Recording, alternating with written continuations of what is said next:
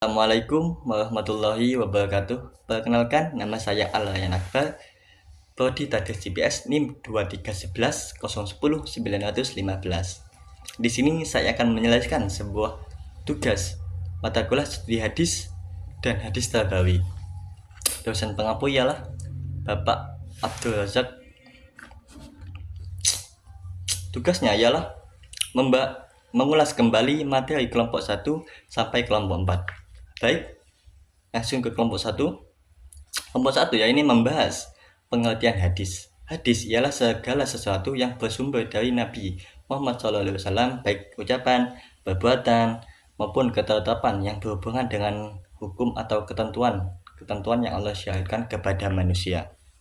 Jadi bisa dikatakan hadis ini ialah perbuatan atau perkataan Nabi yang disyariatkan oleh Allah Subhanahu wa taala untuk manusia. Hadis sendiri yakni ada dua, hadis riwayah dan hadis dirayah. Hadis riwayah ialah ilmu yang berfokus pada penyampaian, perkataan, dan perbuatan Nabi Muhammad SAW serta bagaimana riwayat tersebut disampaikan, dicatat, dan dijelaskan. Ilmu ini terutama membahas tentang proses penyampaian riwayat baik secara lisan maupun tertulis. Nah, seperti yang saya jelaskan tadi, hadis riwayah ini berfokus membahas tentang proses penyampaian riwayat tadi, yakni ilmu ini membahas tentang proses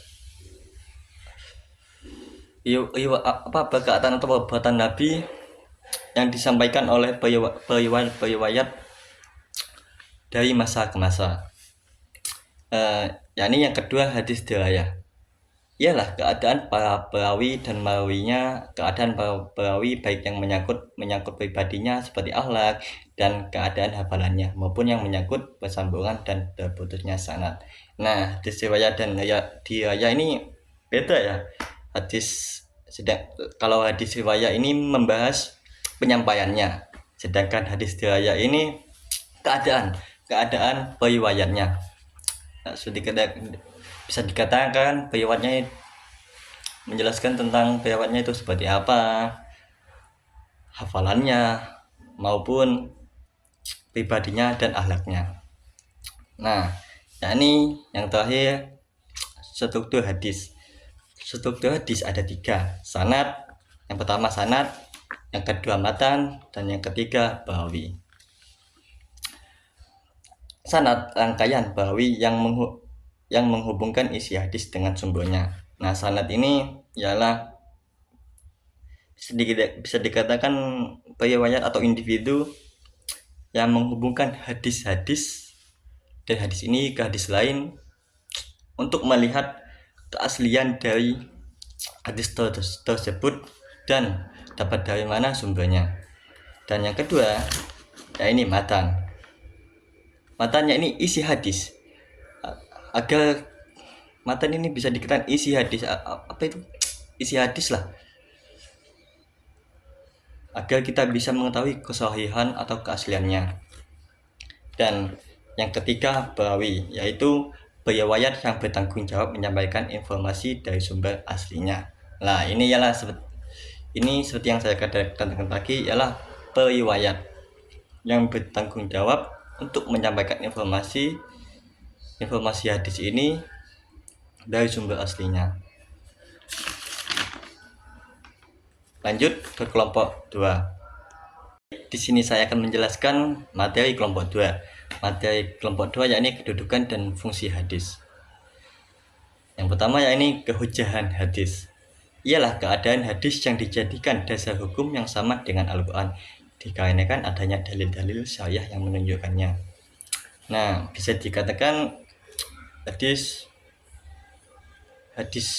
kehujahan hadis ini ialah keadaan di mana hadis dijadikan dasar hukum yang sama dengan Al-Quran karena adanya dalil-dalil syariah yang menunjukkannya. Nah, untuk yang kedua, fungsi hadis.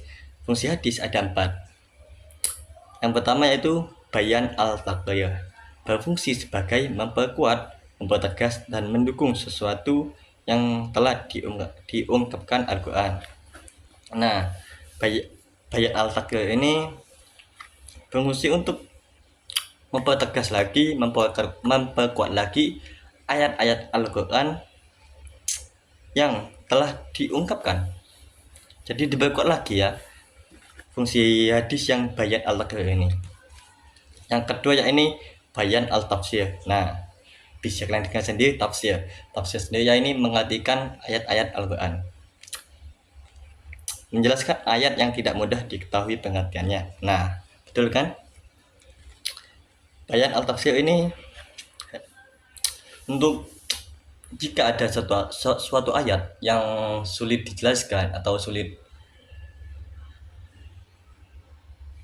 dijelaskan, ya ini bayan al-tafsir ini berfungsi untuk itu ya, ini menjelaskan yang tidak mudah pengertiannya dari ayat-ayat yang susah.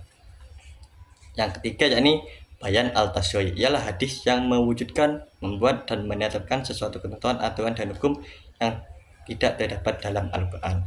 Dan yang terakhir bayan al-nasikh, berfungsi untuk menjelaskan ayat-ayat Al-Quran yang dihapus atau diganti oleh ketentuan yang baru.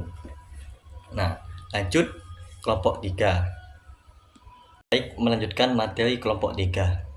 Kelompok 3 ini materinya membahas sejarah perkembangan hadis dan penulisannya. Nah, seperti yang kalian dengar tadi, sejarah. Wah, untuk membahas sejarah ini sangat panjang ya. Jadi jangan bosan untuk mendengarkannya. Ya, lanjut sejarah perkembangan hadis. Hadis atau sunnah sebagai sumber ajaran Islam kedua setelah Al-Quran. Jika dilihat dari segi periwayatan berbeda dengan Al-Quran, di mana yang kedua setiap kali ayat-ayatnya turun, Rasulullah SAW langsung memerintahkan penulis wahyu untuk menulisnya. Sementara untuk hadis Nabi SAW tidak demikian halnya. Periwayatan hadis Nabi dengan demikian lebih banyak berlangsung secara lisan dibandingkan tulisan, akibat ada larangan dari Rasulullah SAW. Nah, Khalifah Umar bin Abdul Al-Aziz, salah seorang khalifah Bani Umayyah, memandang perlunya penulisan dan pembukuan hadis-hadis Nabi Muhammad dengan mempertimbangkan berbagai faktor, berupa adanya kekhawatiran akan lenyapnya hadis, munculnya hadis palsu akibat pertentangan politik dan mazhab, berpencarnya para sahabat di beberapa kota, serta banyaknya di antara sahabat yang meninggal dunia dalam peperangan. Nah, melihat kondisi zaman-zaman Nabi Muhammad, bisa dikatakan banyak konflik ya. Jadi hadis-hadis itu oleh para periwayat itu bisa dihafalkan, ditulis di pelepah kelapa atau di batu agar bisa ada bukti gitu. Takutnya sahabat-sahabat yang meriwayatkan hadis tadi itu meninggal akibat perang. Lanjut, hasil dari upaya pembukuan hadis itu telah melahirkan kitab-kitab hadis tanda sebagai rujukan dalam hal pengalaman sunnah Nabi dalam kehidupan kaum muslimin, serta untuk kepentingan penelitian dan pengkajian. Hadis pada masa Rasulullah SAW. Hadis pada masa Rasulullah SAW dikenal dengan asri al-wahyi wa al-takwin, yakni masa turun wahyu dan pembentukan masyarakat Islam. Keadaan seperti ini menuntut keseriusan dan kehati-hatian para sahabat sebagai pewaris pertama ajaran Islam. Wahyu yang diturunkan Allah Subhanahu wa taala dijelaskan Nabi melalui perkataan, perbuatan, dan takrirnya, sehingga apa yang didengar dan disaksikan oleh para sahabat merupakan pedoman bagi amaliyah dan ubudiyah mereka. Rasulullah SAW juga memerintahkan kepada para sahabatnya untuk menghafal, menyampaikan, dan menyebarluaskan hadis-hadis. Nah, seperti yang saya katakan tadi, sahabat-sahabatnya itu menghafal ya, untuk menyampaikan dan menyebarluaskan hadis-hadis. Ada beberapa cara Rasulullah SAW menyampaikan hadis kepada para sahabat, yaitu pertama melalui majelis ilmu, yakni tempat pengajian yang diadakan oleh Nabi Muhammad SAW untuk membina para jemaah. Kedua, dalam banyak kesempatan Rasulullah SAW juga menyampaikan hadisnya melalui sahabat tertentu, yang kemudian disampaikannya kepada orang lain. Ketiga, melalui ceramah atau pidato di tempat terbuka, misalnya ketika Haji Wada dan Fath al-Makkah. Lanjut, hadis pada masa Khulafaur Rasyidin.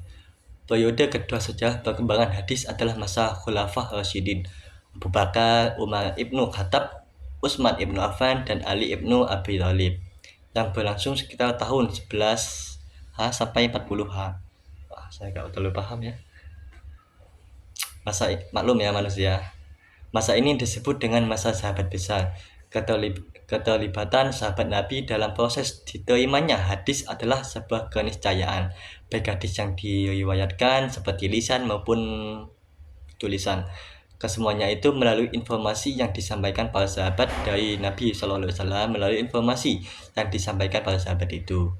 Materi atau matan. Matan ini kalau kalian lupa, isi hadis. Hadis yang diterima secara berantai dari satu generasi ke generasi berikutnya.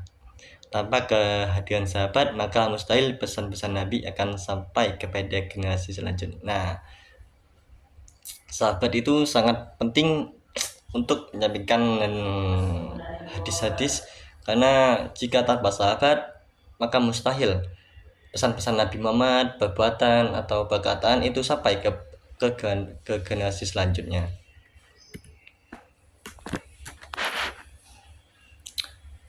Nah, ini sikap Al-Khulafah Al-Rasyidin tentang periwayatan hadis Nabi.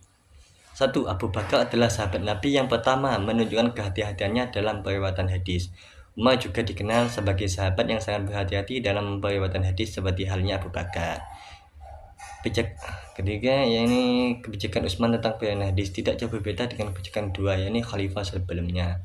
4. Perkembangan hadis pada masa Khalifah Ali ibnu Abi Thalib pun tidak jauh berbeda dengan khalifah pendahulunya tentang periwayatan hadis. Nah, hadis pada masa tabi'in. Pada masa ini, kekuasaan Islam semakin luas. Banyak sahabat atau tabi'in yang pindah dari Madinah ke daerah-daerah yang baru dikuasai.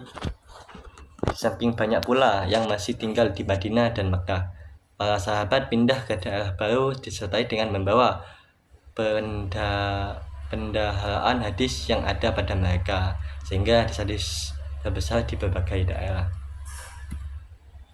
Nah, yang terakhir ini kayaknya, proses penulisan hadis. Proses penulisan hadis adalah sebuah perjalanan panjang yang dilatar belakangi oleh upaya umat Islam untuk melestarikan ajaran Nabi dan menjaga kemurniannya atau kesahihan pada masa awal Islam. Hadis-hadis Nabi lebih banyak disampaikan secara lisan. Para sahabat dan tabi'in memiliki ingatan yang luar biasa sehingga mampu menghafal hadis dengan sangat baik. Penulisan hadis pada masa ini masih sangat terbatas dan umumnya dilakukan untuk catatan pribadi atau hal-hal tertentu. Masih ada ya. Ini perkembangan penulisan hadis. Nah, ini kekhawatiran hilangnya hadis. 2. Upaya pembukuan. 3. Munculnya ilmu hadis. Kekhawatiran hilangnya hadis. Seiring meluasnya wilayah Islam dan bertambahnya jumlah umat, muncul kekhawatiran bahwa banyak hadis yang akan hilang jika hanya mengandalkan hafalan. Betul. Jika kita hanya mengandalkan hafalan, itu bisa hilang ya. Maksudnya bisa hilang. Misalnya ada sahabat menghafal hadis tersebut, sedangkan pada masa itu banyak konflik. Jadi takutnya penghafal hadis tadi itu Allahu a'lam atau wafat. Yang kedua yaitu upaya pembukuan. Khalifah Umar bin Abdul Aziz adalah tokoh yang sangat mendorong upaya pembukuan hadis secara resmi. Beliau memerintahkan gubernur Madinah untuk mengumpulkan hadis dan menuliskan hadis-hadis yang ada. Yang ketiga, munculnya ilmu hadis. Sejak abad kedua Hijriyah, itu Hijriyah ya,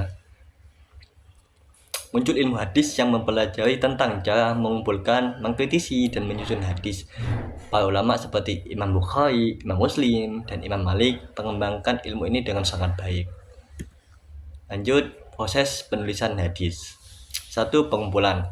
Para ulama mengumpulkan hadis-hadis dari berbagai sumber, baik dari hafalan para sahabat dan tabi'in maupun dari catatan-catatan tertulis. Yang kedua, kritik. Hadis-hadis yang telah dikumpulkan kemudian dikritik secara mendalam untuk menentukan tingkat kesahihannya. Jika kalian lupa, kesahihan ini keaslian. Kesahihannya itu keaslian. Kritik ini meliputi pemeriksaan sanad. Sanad ini rantai riwayat dan matan isi hadis. Yang ketiga, penyusunan. hadis-hadis yang sahih disusun dalam kitab-kitab hadis sesuai dengan tema dan pengarangnya. Nah, yakni sekian dari kelompok 3. Lanjut kelompok 4. Lanjut pembahasan kelompok 4 atau yang terakhir. Kelompok 4 ya ini membahas tentang cabang-cabang ilmu hadis. Nah, yang pertama ya ini ilmu rijal al-hadis. Ilmu rijal al-hadis secara terminologi ialah ilmu untuk mengetahui para periwayat hadis dalam kapasitas mereka sebagai periwayat hadis. Nah, untuk menjadi periwayat hadis ini bukan sembarang orang ya, atau bisa dikatakan bukan, atau misalnya orang-orang tertentu lah yang bisa menjadi periwayat hadis ini. Yang kedua, ilmu al-jarh wa at-ta'dil. Kata al-jarh artinya cacat, celah atau luka, dan kata al-ta'dil artinya mengadilkan atau menyamakan. Jadi kata ilmu al-jarh wa at-ta'dil adalah ilmu tentang kecatatan dan keadilan seseorang. Nah, untuk menjadi ahli hadis yakni harus adil orangnya ya. Yang ketiga, ilmu tariq arwah. Mohon maaf ya jika penjelasan saya ini agak tidak jelas karena saya agak cedal. Jadi mungkin dalam video ini agak tidak jelas penjelasan saya. Yani ilmu tariq arwah, pengertian tentang sejarah kelahiran perawi, perolehan riwayat dari para syahih, pencarian hadis ke berbagai kota dan wafatnya perawi. Nah, ilmu tariq arwah ini menjelaskan kelahiran para periwayat dari awal sampai akhir, sampai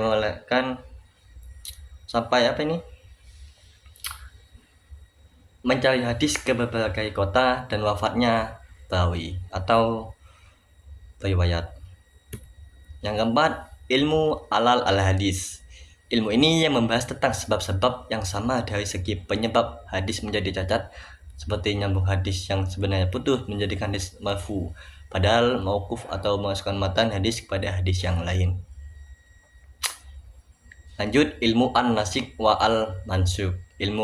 Ilmu ini menerangkan nas yang mujmal, mentasiskan yang am, dan mutayyakan yang mutlak tidaklah dikatakan nasab. Lanjut, ilmu asbab wurud al-hadis. Asbab wurud al-hadis dapat diberi pengertian yakni suatu ilmu pengetahuan yang membicarakan tentang sebab-sebab Nabi menuturkan sabdanya dan waktu beliau menuturkan itu. Ilmu ini membahas sebab-sebab Nabi dan menuturkan sabdanya waktu beliau menuturkan hal itu. Lanjut, ilmu gharib al-hadis merupakan ungkapan dari lafaz-lafaz yang sulit dan rumit untuk dipahami yang terdapat dalam matan hadis. Nah, ilmu ini membahas tentang hadis yang sulit untuk dipahami atau rumit yang terdapat dalam isi hadis. Ilmu tasif wal at-tahrif. Ilmu at-tasif wa al-tahrif adalah ilmu pengetahuan yang berusaha menerangkan tentang hadis-hadis yang sudah diubah titik atau syakalnya dan bentuknya. Lanjut, ilmu mukhtalif al-hadis. Dapat dipahami bahwa dengan menguasai ilmu ini, hadis-hadis yang tampaknya bertentangan akan dapat diatasi dengan menghilangkan pertentangan yang dimaksud. Baik, mungkin itu saja dari saya. Kelompok 4 telah habis materinya. Sekian dari saya ya. Mohon maaf jika penjelasan dari saya ini terlalu sulit, karena saya juga manusia, manusia biasa, bukan siapa-siapa, hanyalah mahasiswa, bukan Habib, bukan Gus, bukan Kiai, atau siapapun itu. Mohon maaf jika saya ada salah kata. Jika itu sesuatu yang baik, itu murni dari Allah Subhanahu wa Ta'ala, dan jika itu sesuatu yang buruk, itu murni dari saya sendiri. Sekian dari saya. Wassalamualaikum warahmatullahi wabarakatuh.